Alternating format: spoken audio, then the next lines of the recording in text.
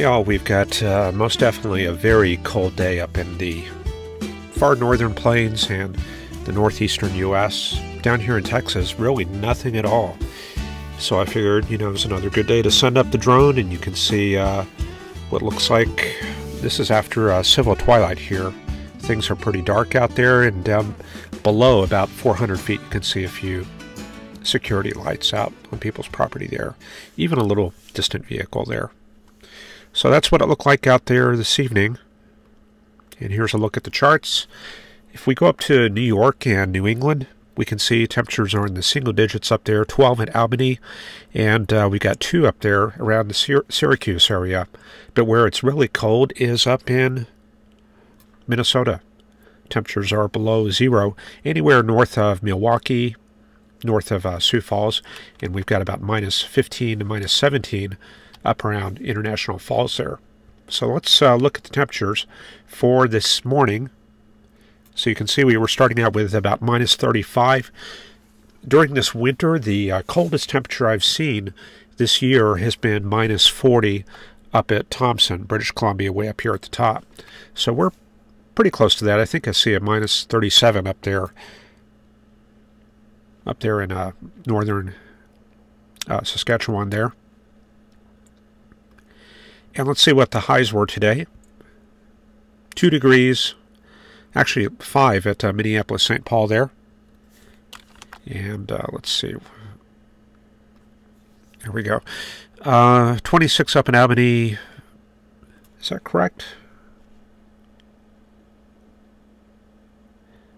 Yeah, indeed that is. Okay. So I guess they were warm at some point earlier today. And down in Florida there, 40s and 50s up in the north part.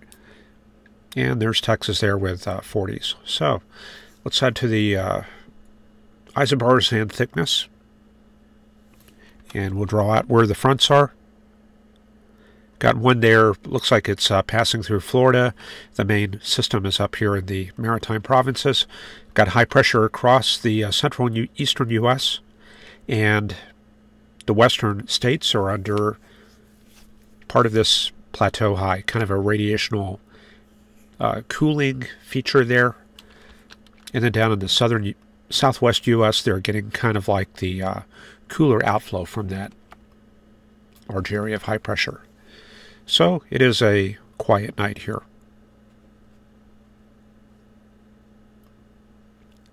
And there's a quick look at the potential temperature.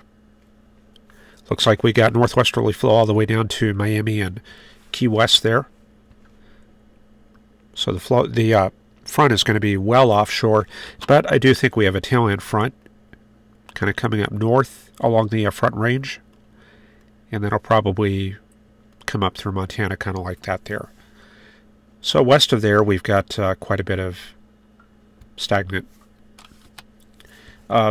We would call that probably kind of a transitional air mass in that region. Okay, I think this is a good time to just go ahead and move on to the satellite.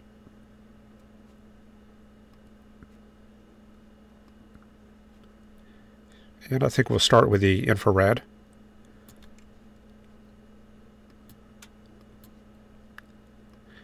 Okay, so there we go. There's a look at the weather systems pretty far out there in the Pacific. And U.S. here looking pretty clear this evening. Okay, got Megan John there with minus 9 in Minnesota, 6 in southern Indiana. Sue M reporting that. We've got Fun with Tech and David Holcomb checking in, Ron Chalfont. Mr. Manlet, loving that polar air mass. Burl H, Fred Reamer up there in the brunt of the cold air, minus 13 in Grand Forks. Making weather observations. Let me know what you want to see in the remarks tonight. Very good. Ryan Toomey's down in the opposite area, southern Florida there, but they just had that front come through there. Got David Moore and Justin Pulliam. Ryan Toomey's brisk 64 degrees there in Miami, or I think might be Fort Lauderdale there. Freezing in the upper Midwest states and Northeast states. Airline flights starting to stabilize. Justin Pulliam couldn't get his drone too high. Mr. Manlett says it reached 10 in the Rockford, Illinois area. David Moore seeing some buffering. Ryan Toomey says massive temperature shift coming in tomorrow. And Megan John reporting some buffering there. So, all right. There's not going to be much to cover, so we're probably just going to take a quick look at this and go ahead and head into the forecast. So a little bit of moisture coming across that ridge. We've got a upper level long wave ridge across the western states and a trough. You can kind of see that there in the water vapor data. So some of it is kind of spilling over the top of that right there. And let's see here. I guess we'll take it into the precipitable water.